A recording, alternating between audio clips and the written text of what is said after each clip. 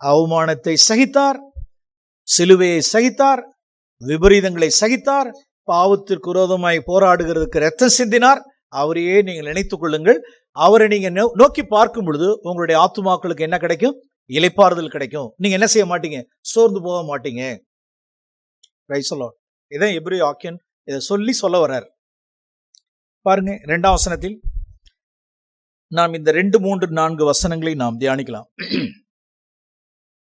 அவர் தமக்கு முன் வைத்திருந்த சந்தோஷத்தின் பொருட்டு.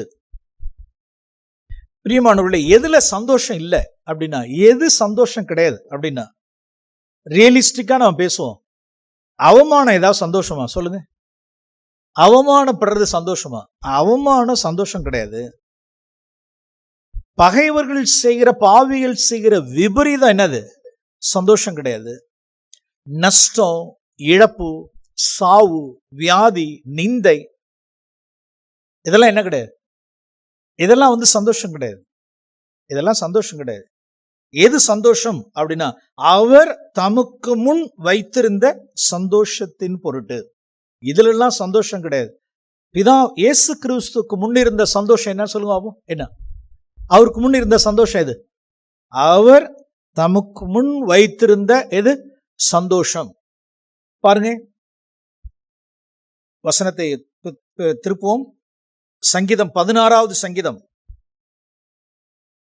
எது சந்தோஷம் அப்படிங்கிறது? சங்கீதம் 16வது சங்கீதம் 11ஆம் வசனம். இதான் ஜீவ மார்க்கம்.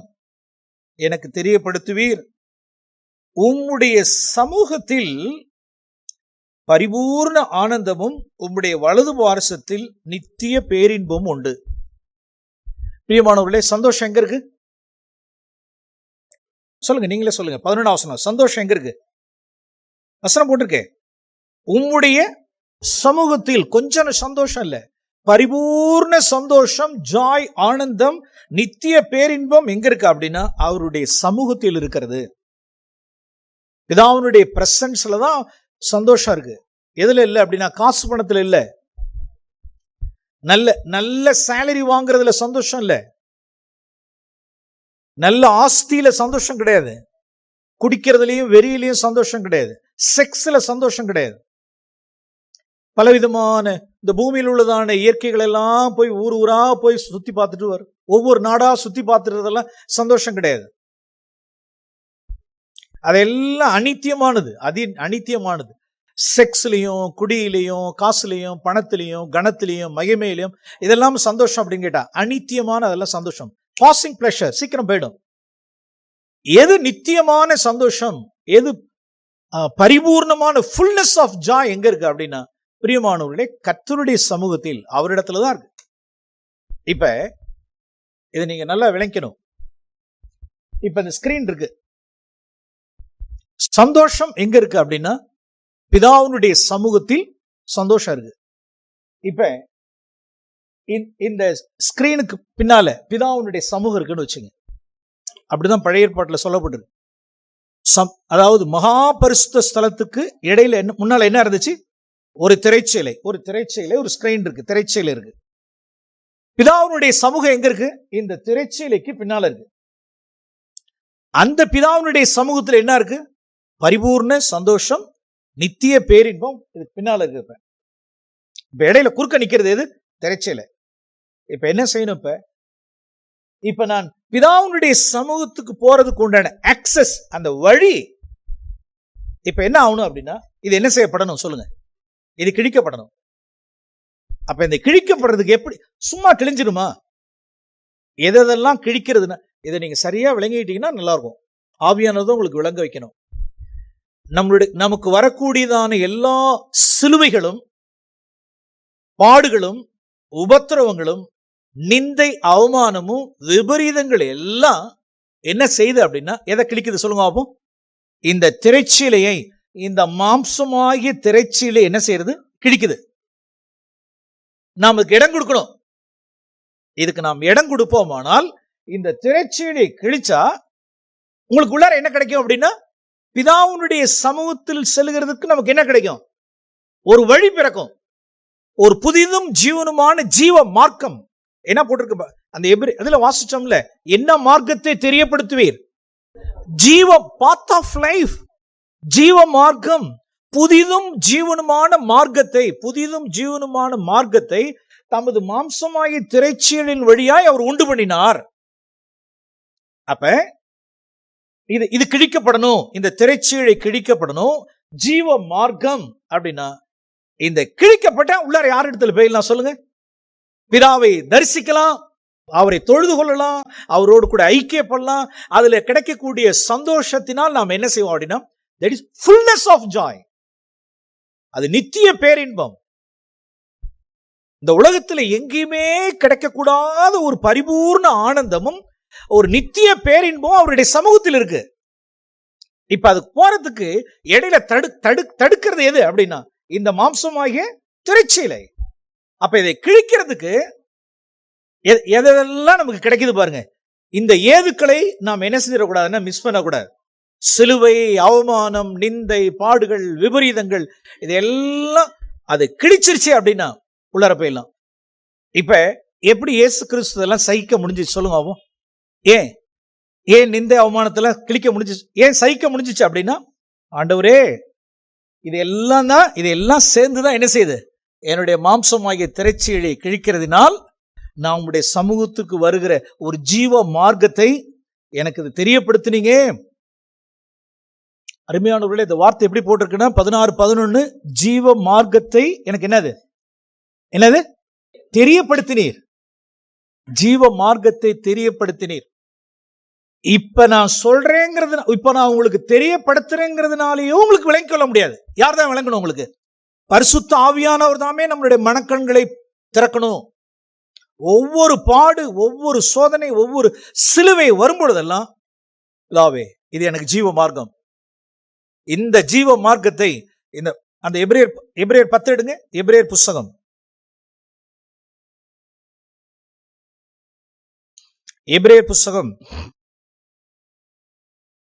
10ஆம் அதிகாரம் 20 ஆசனம். அந்த மார்க்கத்தின் வழியாய், அதாவது 19 ஆசனத்தில், நாம் பரிசுத்த ஸ்தலத்தில் பிரவேசிப்பதற்கு, எவ்வளவு அருமையான வார்த்தை பாருங்க. நாம் சகோதரரே, இயேசு சென்றார், இயேசு ஒரு வழியை உண்டு பண்ணார், ஒரு மார்க்கத்தை உண்டு பண்ணார். இப்ப நாம் அந்த பரிசுத்த ஸ்தலத்தில், மகா பரிசுத்த ஸ்தலத்தில் பிதாவுடைய சமூகத்திற்குள் பிரவேசிப்பதற்கு, அவரை தரிசிப்பதற்கு, அவரை தொழுது கொள்வதற்கு, அவரோடு கூட ஐக்கியப்படுவதற்கு இயேசுவானவர் தமது மாம்சமாகிய திரையின் வழியாய் ஒரு புதிதும் ஜீவனுமான மார்க்கத்தை நமக்கு என்ன செய்தார்? உண்டு பண்ணியிருக்கிறார். Praise the lord. இதான் ஜீவ மார்க்கம், path of life. Path of life. இந்த திரைச்சீலை என்ன செய்யப்படணும்? இந்த மாம்சமாகிய திரைச்சீலை என்ன செய்யணும்? கிழிக்கப்படணும். இதை கிழிச்சாதான் நான் எதுக்குள்ள பிரவேசிக்க முடியும்? பரிசுத்தலத்துக்குள் பிரவேசிக்க முடியும். அங்க யார் இருக்கா? பிதாவுடைய சமூகம். அங்கதான் எனக்கு என்ன இருக்கு? நித்திய பேரின்பம், பரிபூர்ண ஆனந்தம் அங்க இருக்கு. அப்ப இடையில நிக்கிறதான இந்த திரைச்சீலை கிழிப்பதற்கு நமக்கு எதெல்லாம் ஏதுக்களா இருக்கு? அப்படியே சிலுவை, பாடு, நிந்தை, அவமானம், அதை மனுஷர்கள் கொண்டு வர்றாங்க. அவர்கள் எல்லாருக்கும் நாம் என்னவா இருக்கணும் அப்படின்னா நன்றியது உள்ளவர்களா இருக்கணும். நாம் அவர்களுக்கு ஸ்தோத்திரம் செலுத்தணும். இப்படிதான் ஆண்டவராகிய இயேசு கிறிஸ்து ஒரு வழி என்ன செய்தார்? உண்டு பண்ணினார். இது யாருக்கு தெரியாது அப்படின்னா, மோசேக்கு தெரியுமான்னு கேட்டா மோசேக்கு தெரியாது. மோசேக்கு இதை கிழிக்க தெரியுமா அப்படின்னா இதை கிழிக்க தெரியாது. கடலை 2 கிழிச்சிருவார். யாரு? மோசே எதை 2 கிழிச்சிருவார்? செங்கடலை 2 கிழிச்சிருவார். வெளியரங்கமான செங்கடலை 2 கிழிச்சிருவார். ஆனா எதை கிழிக்க தெரியாது அப்படின்னா, கோவப்படுகிற, சலித்து கொள்ளுகிற, முறுமுறுக்கிற, முறையிடுகிற, ஜனங்கள் மேல் கோவப்படுகிறதான அந்த கோபம்ங்கிறதான அந்த இச்சையை தடுமாற்றத்தோட, பதற்றத்துடன் பேசுறத, சலித்து கொள்றத, முறையிடுறத என்ன செய்ய முடியாது? அந்த மாம்சமாகிய திரைச்சீலை அவர் கிழிக்க முடியாது. தாவீதுக்கு கிழிக்க தெரியுமான்னு கேட்டா, தாவீதுக்கு இதை கிழிக்க தெரியுமா அப்படின்னா இதை கிழிக்க தெரியாது. எதை கிழிக்க தெரியும்? எதை? சிங்கத்தை 2 வேணா என்ன செய்வார்? சிங்கத்தை கிழிச்சுவார். 2 சிங்கத்தை கிழிச்சு போட்டுருவார்.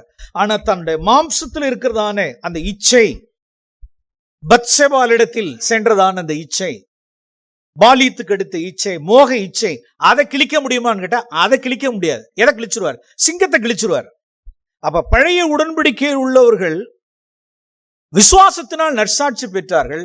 விசேஷித்த நன்மையானது ஒன்றை அவர்களுக்கு வைக்கல. யாருக்கு வச்சிருக்கிறார்? புதிய உடன்படிக்கையில் இருக்கிற நமக்கு வச்சிருக்கிறார். என்ன நமக்கு அந்த விசேஷித்த நன்மை? என்ன மார்க்கத்துக்குள்ள நுழையிறது? ஜீவ மார்க்கத்துக்குள் நுழையிறது. மாம்சமாகிய திரைச்சீழியை கிழிக்கிறதான அந்த விசேஷித்த நன்மையானது ஒன்றை புதிய உடன்படிக்கையில் ஆண்டவராகிய இயேசு கிறிஸ்து மூலமாய் நமக்கு வைத்து வைத்திருக்கிறார். ஆமென். பிரியமானவர்களே, ஆவியானவர் விளங்க வைக்கணும். ஆவியானவர் விளங்க வைக்கணும்.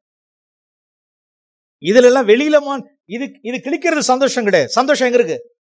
பின்னால இருக்கு. அருமையான சகோதரிகள், எவ்வளவு சூழ்நிலைகளில் நாம் முறுமுறுத்து அங்கலாய்ச்சி சீக்கிரமாய் நாம் சோர்ந்து போகிறவர்கள், சீக்கிரமாய் இழைத்து போகிறவர்கள். இயேசுவை நாம் நினைத்துக் கொள்வோம். நம்மளுடைய சந்தோஷம் இதுல சந்தோஷம் இல்லதான், பின்னால் இருக்கிற சந்தோஷத்தின் பொருட்டு அவர் இதெல்லாம் என்ன செய்தார்? சகித்தார். அவரையே நீங்கள் என்ன செய்து கொள்ளுங்கள்? நினைத்துக் கொள்ளுங்கள். வேதம் நாம் இன்னும் வாசிக்கிறோம். எபிரேயர் புஸ்தகம் 12ஆம் அதிகாரம் 4ஆம் வசனத்தில் பாவத்திற்கு விரோதமாய்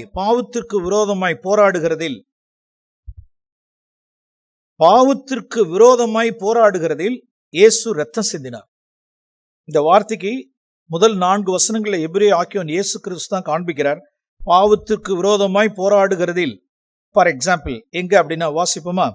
லூக்கா எழுதின சுவிசேஷம் 22ஆம் அதிகாரம். லூக்கா எழுதின சுவிசேஷம் 22ஆம் அதிகாரம் 44ஆம் வசனம். இயேசு கிறிஸ்து பாவத்திற்கு விரோதமாய் போராடுகிறதுக்கு இரத்த சிந்தினார். பாருங்க, அவர்தான் நம்மளுடைய விசுவாசத்தினுடைய மாதிரி. 44ஆம் வசனம். முதல்ல அந்த இருக்கிற மாதிரி இந்த வசனத்தை நான் வாசிக்கிறேன். அவர் மிகவும் வியாகுலப்பட்டு 22:44 அதிக ஊக்கத்தோட ஜெபம் பண்ணினார். அவருடைய வேர்வை இரத்தத்தின் பெருந்துளிகளாய் தரையிலே விழுந்தது.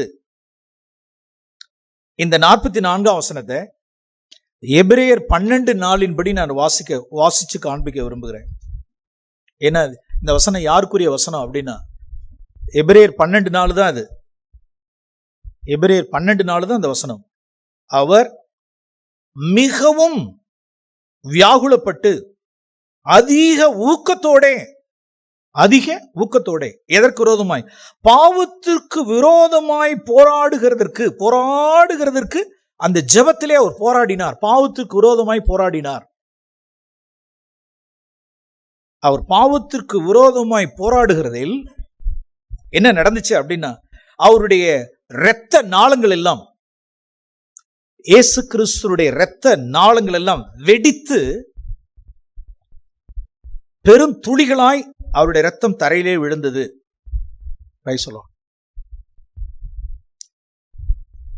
அவரை நினைத்துக் கொள்வோம் பிரியமானவர்களே. சில அப்பம் விற்கிறதெல்லாம், சில அப்பம் விற்கிற ஆராதனைகள் நம்ம சாதாரணமா நம்ம என்ன செஞ்சிடறோம்? கேஷுவலா அப்பம் விட்டுட்டு போயிடுறோம். இயேசு கிறிஸ்து ஒரு வார்த்தையை நான் காண்பிக்க விரும்புகிறேன். இந்த 44ஆம் வசனத்துக்குள்ளா இருக்கக்கூடிய இந்த 44க்குள்ளார இருக்கக்கூடிய இன்னொரு வசனம். ஓகே, நீதிமொழிகளின் புஸ்தகம் 14ஆம் அதிகாரம். நீதிமொழிகளின் புஸ்தகம் 14ஆம் அதிகாரம் 22ஆம் வசனம். 22ஆம் வசனம். இந்த வார்த்தை கெத்செமனேயில் கிட்டத்தட்ட ஒரு மணி நேரம் வரும். 1 மணி நேரத்துக்கு மேலாக ஒரு பாவத்திற்கு விரோதமாய் போராடினதுக்கு கிட்டத்தட்ட மினிமம் 1 hour போராடி இருக்கிறார். எங்க? கெத்செமனேல. ஏன் 1 மணி நேரம் சொல்றேன்னா, சீஷர்கள்ட்ட வந்து என்ன கேட்டார்? 1 மணி நேரமாவது. அப்ப 1 மணி நேரம் அந்த போராட்டத்தில் 22ஆம் வசனத்துல பாருங்க, தீமையை யோசிக்கிறவர்கள் தவறுகிறார்கள் அல்லவோ, நன்மையை யோசிக்கிறவர்களுக்கு கிருபை உண்டு, சத்தியம் உண்டு. இப்ப அந்த ஒரு மணி நேரம் ஜீசஸுடைய போராட்டம் என்ன இருக்கு அப்படின்னா, அவர் எதற்கு விரோதமாய் போராடினார்? பாவத்திற்கு விரோதமாய். அப்பதான் யார சொல்லி அனுப்பிச்சிருக்கிறார் அப்படின்னா, யூதாஸ்ட என்ன சொல்லி அனுப்பிச்சிருக்கிறார் அப்படின்னா, இல்லை, இந்த வசனத்துக்கு முன்னால இன்னொரு வசனத்துக்கு வருவோம். ஒரு சில நிமிடங்கள் இயேசு கிறிஸ்துவையும் யூதாசையும் நாம் தியானிப்போம். இவைகளை ஆண்டவர் உங்களுக்கு வெளிச்சமாக்கி கொடுப்பாராக. யோவான் எழுதின சுவிசேஷம், இந்த வார்த்தைக்கு நான் திரும்ப பின்னால வருவோம். யோவான் எழுதின சுவிசேஷம் 6ஆம் அதிகாரம்,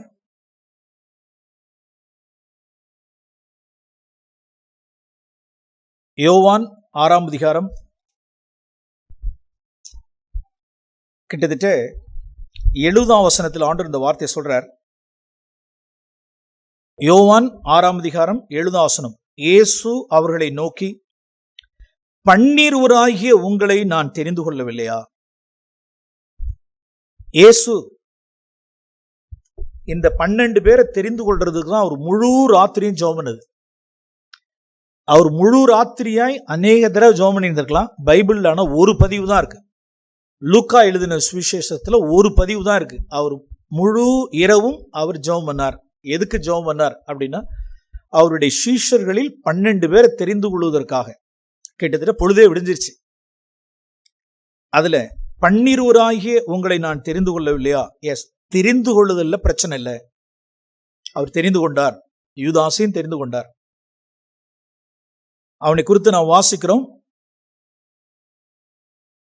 காட்டி கொடுத்தவனான, எப்படி எப்படி எப்படி காட்டி கொடுத்தவனான என்ன யூதாஸ் காரியோத் அப்படின்னா, அவன் ஆரம்பத்தில் எப்படி இல்லை, அவன் கொஞ்சம் கொஞ்சமாய் என்ன ஆயிட்டான் அப்படின்னா, பண ஆசை மற்ற காரியங்களினால் he became the traitor. அவன் காட்டி கொடுத்தவன் ஆனான். ஓகே, இப்ப ஜீசஸ் 12 பேரை செலக்ட் பண்ணிட்டார். இந்த யோவான் எழுதின சுவிசேஷம் 6ஆம் அதிகாரம் கிட்டத்தட்ட ஒரு 1.5 வருஷ காலம் முடிஞ்சிருச்சு. இயேசு கிறிஸ்துவனுடைய 3.5 வருட ஊழியத்தில் இந்த யோவான் எழுதின சுவிசேஷம் 6ஆம் அதிகாரம் கிட்டத்தட்ட ஒரு 1.25 வருஷம் தாண்டிடுச்சு. இன்னும் மீதி ஜீசஸோட இன்னும் இருக்க வேண்டியது அவளு 2.5 வருஷ காலம் இருக்கு. ஒரு 2.5 வருஷ காலம் யாரோட அவர் குடும்பம் பண்ணினார். நல்ல கவனிங்க, இந்த வார்த்தையை புரிஞ்சுக்கிற மாதிரி உங்களுக்கு சொல்றேன். இந்த வார்த்தையை பாருங்க. உங்களுக்குள்ளும் ஒருவன் என்னவா இருக்கிறான். கடைசி 3.5 மாசத்துல இல்ல, கடைசி 3 மாசம், கடைசி 3 மணி நேரத்துல எல்லாம் இல்ல, கிட்டத்தட்ட 2 ஆண்டுகளுக்கு மேலாக இயேசு யாரோடே கூட சஞ்சரித்தார். நல்ல தைரியமா சொல்லுங்க. நீங்க யார் இப்ப கை உயர்த்தலாம். யாராவது புருஷனோட, அதாவது பிசாசோட குடும்பம் பண்ற மனைவிகள் கை தூக்க பார்ப்போம். தைரியமா தூக்கிடாதீங்க.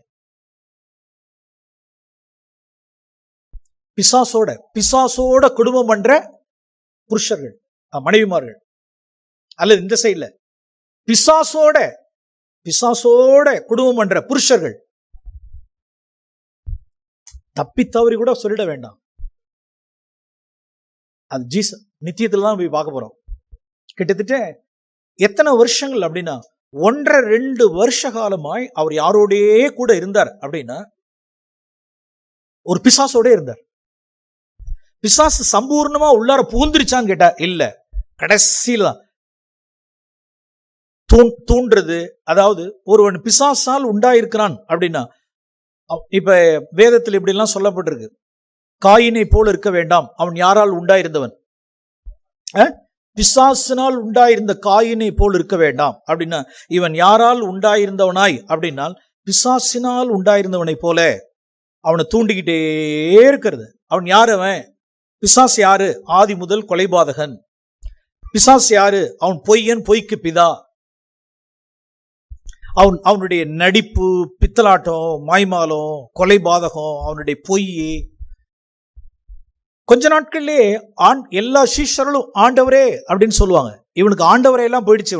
இவனுக்கு என்ன ஆயிடுச்சு? இவனுக்கு போதகரே.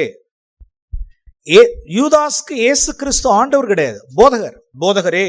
நடிப்பு, பித்தலாட்டம், மறைக்கிறது, திருடுறது, கொலைபாதகனுடைய ஆவி, பொய்யனுடைய ஆவி, அதோட கூடவே இப்ப இயேசு கிறிஸ்து என்ன செஞ்சிட்டு இருக்கிறார் அப்படின்னா, ஒரு 2 வருஷ காலம் அவனுடைய இருந்துகிட்டு இருக்கிறார். எவ்வளவு போராட்டம் இருந்திருக்கும். இப்ப நம்மை போலவே இயேசு கிறிஸ்துனுடைய மாம்சம் பாருங்க. இப்ப வாசிப்போமா? 37ஆம் வசனம், அதே 6ஆம் அதிகாரம், யோவான் எழுதின சுவிசேஷம் அதே 6ஆம் அதிகாரம் 37, 38, 39 பாருங்க. 37, 38, 39. இப்ப நம்மை போலவே சோதிக்கப்படக்கூடியதான மாம்சத்தில் இப்ப இயேசு கிறிஸ்து இவனை என்ன ஆக்கிடலாம் சொல்லுங்க அப்போ?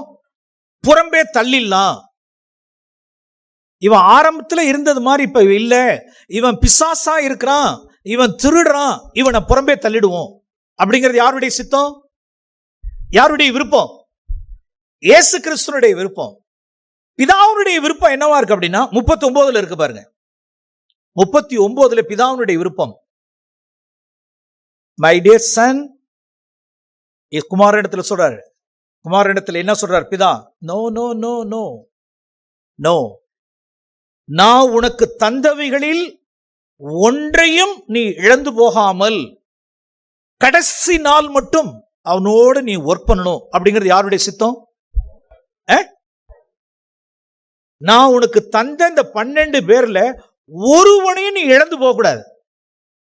கடைசி நாள் மட்டும் ஒர்க் பண்ணு, கடைசி முடிவு பரியந்தம் வரைக்கும் நீ அவனை ஒர்க் பண்ணணும், நீ டெமோ பண்ணி காமிக்கணும். ஒரு பிசாசா இருக்கிறவனிடத்தில் எப்படி நீ அன்பு கூர்ந்து தாழ்ந்து அவனுக்கு நன்மை செய்து முடிவு பரியந்த வரைக்கும் நீ ஒரு டெமோவா இருந்து காண்பிச்சணும்.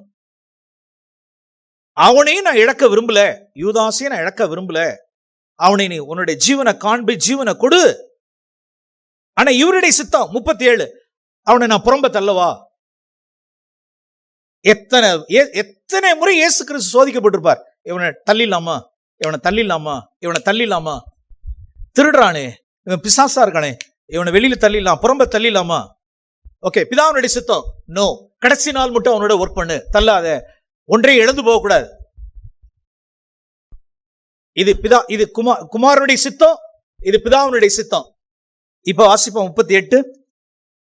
இப்ப 38 வசனம் என்ன சொல்லுது பாப்போம்? என் சித்தத்தின்படி அல்ல, அவருடைய சித்தம் என்ன? இப்ப இந்த 37, 38, 39 இயேசு கிறிஸ்துவோட சித்தம் என்ன? நீங்க தான் சொல்லணும். யார தள்ளணும்? யூதாஸ் என்ன செய்யணும்? பிசாசா இருக்கிறவனை, இந்த யோவான் எழுதின 6ஆம் அதிகாரத்துக்குலாம் பிசாசா இருக்கான். இந்த பிசாசா இருக்கிறவனை, திருடுகிறவனை, இந்த நடிக்கிறவனை புறம்ப தள்ளணுங்கிறது இயேசுனுடைய சித்தம். பிதாவுடைய சித்தம் நோ, கடைசி நாள் மட்டும் அவனோட நீ ஒர்க் பண்ணணும், நீ அவனோட மரிக்கணும். ஓகே, ஆண்டவரே, என் சித்தத்தின்படி அல்ல, உங்களுடைய சித்தத்தின்படி செய்யவே நான் வந்தேன். இருக்கட்டும். இப்ப பாருங்க, அவருடைய பாடு இப்ப என்னன்னு தெரியுதா? இயேசு கிறிஸ்துவனுடைய பாடு தெரியுங்களா? அவன் கூட இருந்துகிட்டு என்ன கேள்வி கேட்பான் அப்படின்னா, என்ன கேள்வி கேட்பான் இயேசு கிட்ட அப்படின்னா, இது வேஸ்ட், இந்த பணத்தை நீங்க என்ன செய்யுங்க சொல்லுங்க, இந்த பணத்தை என்ன செஞ்சிட்டீங்க, வேஸ்ட் பண்ணீங்கிறப்ப நான் சொல்றேன், இப்ப என்னுடைய மாம்சம் எப்படிப்பட்ட மாம்சம் அப்படின்னா, ஏண்டா எனக்கு வந்த பணமா உனக்கு வந்த பணமான்னு தான் முதல் கேட்பேன். ஏன் மினிஸ்ட்ரிக்கு வந்த காணிக்கையா, ஓ மினிஸ்ட்ரிக்கு வந்த காணிக்கையா சொல்லு, வேஸ்ட்ங்கிற. ஏன் என் தலையில எடுத்து ஊத்துறதுக்கு எனக்கு என்ன தகுதி இல்லாம போயிடுச்சா? எப்படி இந்த வார்த்தையை சொன்னேன்? ஏன் எனக்கு வந்த ஊழியத்துக்கு வந்த காணிக்கையா, ஓ ஊழியத்துக்கு வந்த காணிக்கையா? என்ன மேன் அப்படி கேட்கலாம்ல? கேட்கலாமா, கேட்க கூடாதா? எவ்வளவு கேட்கலாம். இப்படி கேட்கக்கூடிய மாம்சத்தில் தான் இயேசு இருந்தார். ஆனா என்ன செய்யல? எவ்வளவு கெஞ்சுறார், விட்டுடுங்கப்பா. யார்கிட்ட போய்? யூதாஸ் கிட்ட. விட்டுடுங்க, அவளை விட்டுடுங்கப்பா, அவளை விட்டுடுங்க, அவள் நற்கிரியை செஞ்சிருக்க, அவளை விட்டுருங்கப்பா, விட்டுருங்க.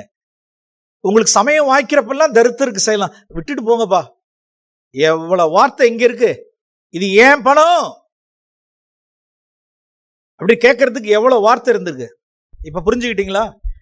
எவ்வளவு எவ்வளவு கடைசி நாள் மட்டும் அந்த திருடனோடு, அந்த பிசாசா இருக்கிறவனோடு கூட உண்டானல்ல போராடி போராடி போராடி போராடி ஒவ்வொரு நாளும் மரிச்சு சுயத்துக்கு மரிச்சு மாம்சமாகி திரைச்சியிலே கிழித்து கிழித்து கிழித்து விபரீதத்தை இவ்வளவாய் சகித்தவர் இப்ப கடைசிய கட்டத்துக்கு வந்துட்டார்.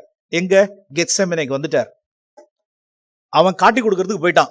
30 வெள்ளி காசு காட்டி கொடுக்கறதுக்கு போயிட்டான். சீக்கிரமாய் போ அப்படின்ட்டார், சீக்கிரமாய் செய்யிட்டார். இப்ப ஒரு 1 மணி நேரம் என்னென்னலாம் அவருடைய ஜெபம் தெரியல. அது 1 மணி நேரம் இயேசு கிறிஸ்துவனுடைய ஜெபம் எவ்வளவோ இருக்கலாம். ரத்தம் நாளங்கள்லாம் வெடிச்சு ரத்தமாய் சிந்துகிற அளவுக்கு. ஆனா ஒரு வேத வசனம் நமக்கு கிளியர். ரத்தம் எப்பதான் சிந்தும்? ரத்தம் எப்ப சிந்தும்? பாவத்திற்கு விரோதமாய் போராடுகிறதற்கு அவர் ரத்தம் சிந்தினார். அப்ப அவர் என்ன பாவத்திற்கு விரோதமாய்? ஆண்டவரே, நான் தீமையை யோசிக்க கூடாது, தீமையை நான் யோசிக்க கூடாது ஆண்டவரே, நான் நன்மையை யோசிக்கணும். இப்பயும் நான் நன்மையை யோசிக்கணும். அந்த எடுத்த வசனத்துக்கே நாம் திரும்புவோம். நீதிமொழிகளின் புஸ்தகம் 14ஆம் அதிகாரம், நீதிமொழிகள் 14ஆம் அதிகாரம் 22ஆம் வசனம். தீமையை யோசிக்கிறவர்கள் தவறுகிறார்கள் அல்லவோ? தவறு நிச்சயம். தீமை யோசிக்கிறவர்கள் தவறிடுவாங்க. இயேசு கிறிஸ்து என்ன செய்யல அப்படின்னா, தீமை யோசிக்கல, நன்மை யோசிச்சார். என்ன நன்மை யோசிச்சார் அப்படின்னா, ஆண்டவரே, கடைசியாய் நான் அவனுக்கு கால் கழுவுனேன், நீங்க சொன்ன மாதிரி முடிவு வரையும் அவனுக்கு கால் கழுவுனேன், என்னுடைய அப்பத்துல நான் இடம் கொடுத்தேன், அவனை வெளியில துரத்தி விட்டு நான் அப்பம் பிக்கல, நன்றி கேட்ட துரோகி, வெளியே போடா, பீட்டர் கதவை சாத்து, அது மேல் மாடியில, பீட்டர் கம். ஒருத்தன் காட்டி கொடுக்கறதுக்கு அவ்வளோ வந்துருக்கான். நன்றி கேட்ட துரோகி, மாய்மாலக்காரன், அவனை உள்ளார விடக்கூடாது. கதவை சாத்திட்டு பாக்கி 11 பேர் வாங்கின என்ன செய்யல சொல்லுங்க? செய்யல. யார் வரட்டும்? ஓகே, காட்டி கொடுக்குறோம், வரட்டும். அவனை காலை கழுவி அவனை அன்பு கூர்ந்து அவனுக்கு அப்பம் ரசத்தை கொடுத்து செய்ய வேண்டியது சீக்கிரமா செய்யன்னு சொல்லிட்டு அனுப்பிச்சு வச்சுட்டார். இப்ப அந்த கெத்செமனேல என்ன போராடி இருப்பார்? பிதாவே, என்னுடைய கடைசி என்கவுண்டர் வித் ஜூடாஸ், கடைசியாய் நான் சந்திக்க போறேன். என் வாயிலிருந்து வர்ற வார்த்தை, நன்றி கேட்ட துரோகி, முத்தத்தினால காட்டி கொடுக்க வர்றியாங்கிற வார்த்தை மாத்திரம் இடத்துல இருந்து வந்துடக்கூடாது.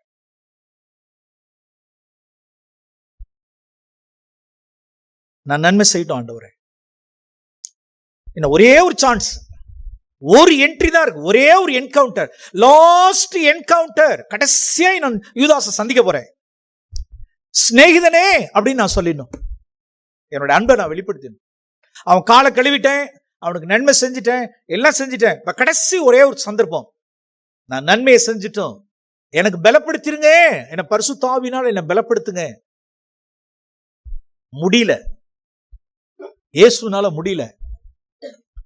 கதர்னார். பாவத்துக்கு ஒரு மரணம் சம்பவிச்சிடக்கூடாது, ஒரு ஆவிக்குரிய மரணம் சம்பவிச்சிடக்கூடாதுங்கிறதுக்காக தன் பிதாவை நோக்கி கதறல. பாவத்துக்கு விரோதமாய் போராடுகிறதில் இரத்த நாளம் வெடிச்சு ரத்தம் சிந்திட்டார். பிரைஸ் அல்லாஹ். கிருபை கிடைச்சிச்சான்னு கேட்டா கிருபை கிடைச்சது. தேவன் பலப்படுத்தினார், பலப்படுத்தினார். ஆண்டவரே, நான் நன்மை செய்யணும். என்னென்ன நன்மைகள்லாம் வந்தது? அங்கேயிருந்து போனார், பார்த்த மாத்திரத்துல வாயிலிருந்து வந்த வார்த்தை என்ன வார்த்தை சொல்லுங்க? அவ்வளவு. அவருடைய முகநாடு எப்படி இருந்திருக்கும்? இயேசு கிறிஸ்துவனுடைய முகநாடு எப்படி இருந்திருக்கும்? அவருடைய வாயின் வார்த்தைகள் எப்படி இருந்துச்சு? நன்மை.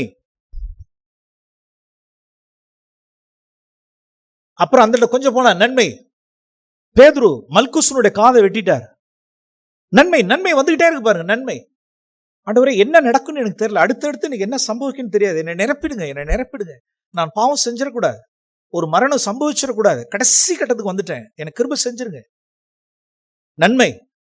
உடனே அந்த காதை எடுத்து வச்சு நன்மை.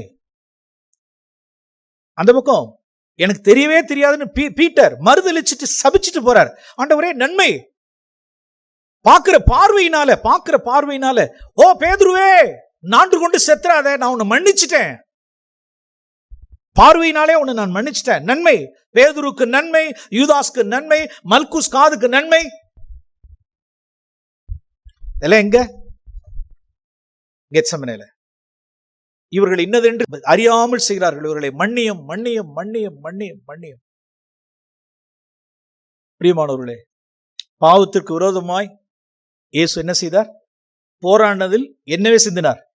இரத்தமே சிந்தினார். இப்படிப்பட்ட நாம் எபிரேய ஆக்கியனுக்கே நாம் திருப்போம். எபிரேயர் புஸ்தகம் 12ஆம் அதிகாரம்